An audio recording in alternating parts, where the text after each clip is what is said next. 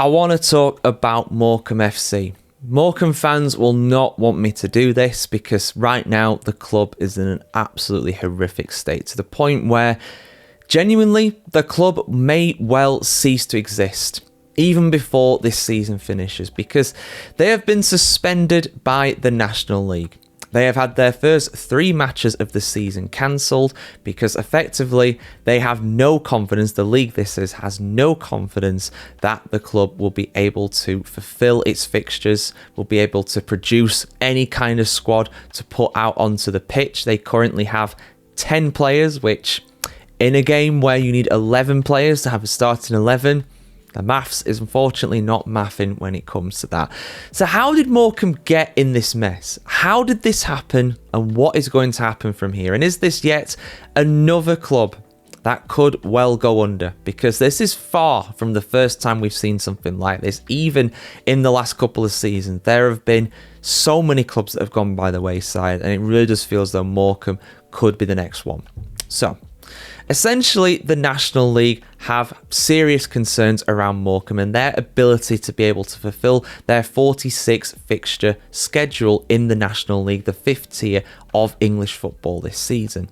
Now, Morecambe have never been a rich club. They have never been a particularly large club, but historically, they've always been a club in recent times, the last 20 years or so, at least since they first got to the Football League, the top 4 divisions of English football. Ever since they got there, they've always been a club that's just been very solidly run, just motoring on in the background, just chugging away, doing the thing, right?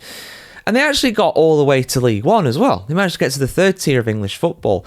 And before, the season before last, they'd never been relegated. In over 100 years of competing in football, they'd never been relegated. And like I said, they've never been a rich club. They've never been this bankrolled side that have just powered through the divisions. They have always just been well run, and just somehow, through just sheer grit, hard work and determination, they made it to the 3rd tier of English football. But it's all fallen apart in the last few years. It really, really has. Like I said, after not being relegated in over 100 years and over a century, they've been relegated in back-to-back seasons, dropping from the 3rd tier out of the Football League down to the National League. And honestly, even the best case scenario right now, I think they will do incredibly well to survive in the 5th tier with the way things are. It's been bad. It's been really, really bad. And it does, of course, come down to the ownership. The owners are the reason why this is happening. It usually is, to be fair. And this is not because it's just an innocent, oh, I've run out of money kind of thing here.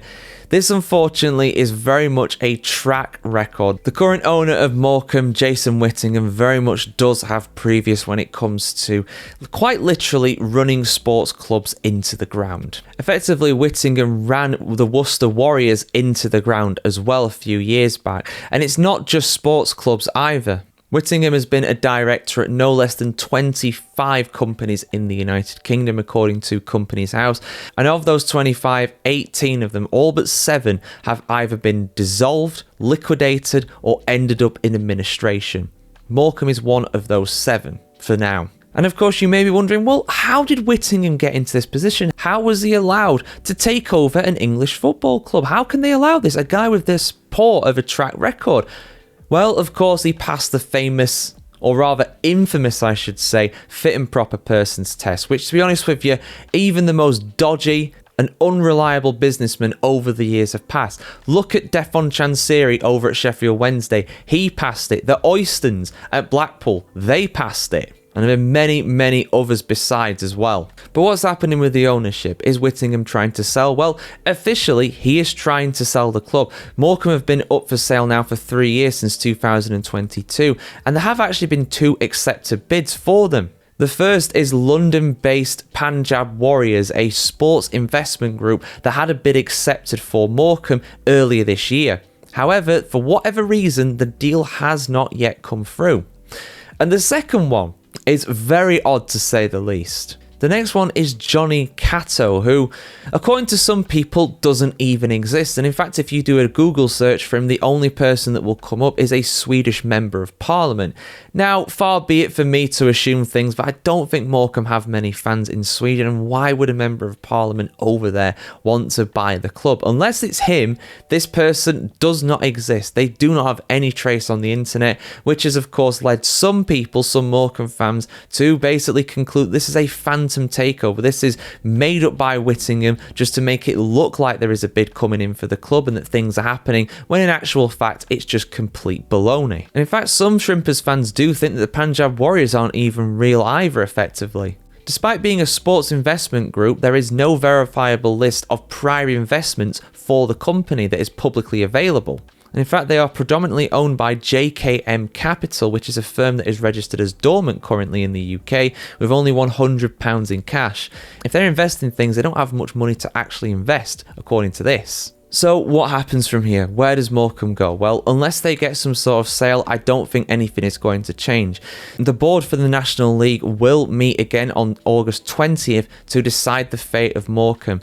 If they are not confident that these targets that have been set out have been met, if they have not got a lot of confidence that they will be able to fulfill their league fixtures, and let's be real here, guys, with a squad of 10 players, they literally can't play a single game. They can't even get close to filling a bench. You know, they can't even put out 11 players at the start of the match. This is the kind of thing you hear about at Sunday League level, you know, people asking for a goalkeeper or a centre-back or something like that, or a striker for tomorrow because they're short one player to be able to put out an 11 aside. This is not what you expect from a professional football club. And if the board of the National League are not satisfied, if the committee that are meeting on this are not satisfied that Morecambe can fulfil their fixtures, there is every possibility that they will be expelled.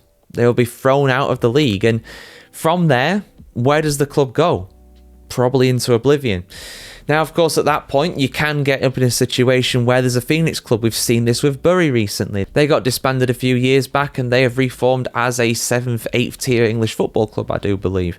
Macclesfield as well. They also went bust. They have also reformed. And unfortunately, this is very much something that is happening a lot right now in English football. You've got a top flight that is extremely rich, the richest in the world, but you've got a football league, and even further down than that, a national league that in some levels is really, really struggling just to scrape by. I mean, Bury and Macclesfield have both gone by the wayside, but there have been many others who have come very close.